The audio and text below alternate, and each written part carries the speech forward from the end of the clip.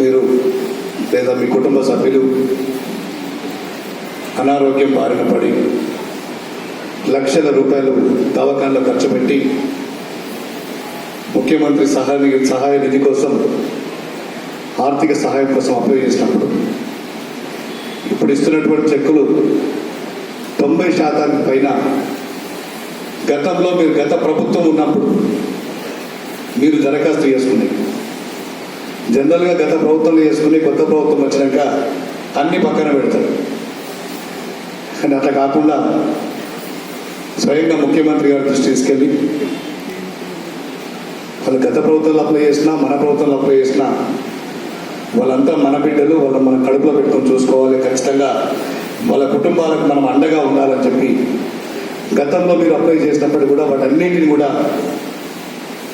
ముఖ్యమంత్రి గారి దృష్టికి తీసుకెళ్ళగానే ముఖ్యమంత్రి రేవంత్ రెడ్డి గారు పెద్ద మనసుతోటి వాళ్ళంతా మన వాళ్ళందరికీ మనం ఖచ్చితంగా ఇవ్వాలని చెప్పి అందరికీ కూడా ముఖ్యమంత్రి సహాయ నిధి చెక్కులు పంపిణీ చేయడం జరిగింది. నేను ఎన్నికలప్పుడు కూడా చెప్పిన, ఒక్కసారి నాకు అవకాశం ఇస్తే 5 సంవత్సరాలు మీ ఇంట్లో ఒక కుటుంబ సభ్యులాగా, మీ కొడుకులాగా, మీ సోదరులాగా ఉంటానని చెప్పిన. నాకు ఓటేసిరా ఓటు వేయలేదని చూడండి, మీరు నా పార్టీలో ఉన్నారా లేరా అని కూడా చూడండి.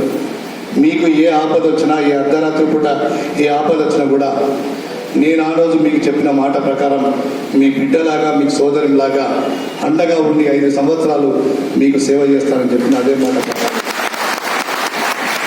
ఇలా మీరు ఏ పార్టీలో ఉన్నా నాకు అవసరం లేదు, నాకు ఓటేసిన అవసరం లేదు, ఓటేయకుండా అవసరం లేదు.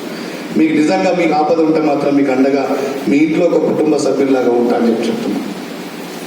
ఈరోజు దాదాపు 196 మంది కదా, 196 మందికి దాదాపు 38 లక్షల రూపాయలు సీఎం రిలీఫ్ ఫండ్ ద్వారా మీకు చెక్కులు అందించబోతున్నాం. నేను శాసనసభ్యులు కూడా చాలామంది అప్లై చేసిండ్రు, అవి కూడా ఇంకొక వారం 10 రోజుల్లో వస్తున్నాయి. అవి కూడా త్వరలో మన మండల కాంగ్రెస్ పార్టీ నాయకుల ఆధ్వర్యంలో, ఇక్కడ ఉన్నటువంటి అధికారుల ఆధ్వర్యంలో మళ్ళీ ఇట్లా ఒక సమావేశం పెట్టుకొని ప్రతి ఒక్కరికి కూడా అందజేయడం జరుగుతుంది. ఇప్పుడు ఆర్ఐ గారు ఈ లబ్ధిదారుల పేరు చదువుతారు, ఒక్కొక్కరు వచ్చి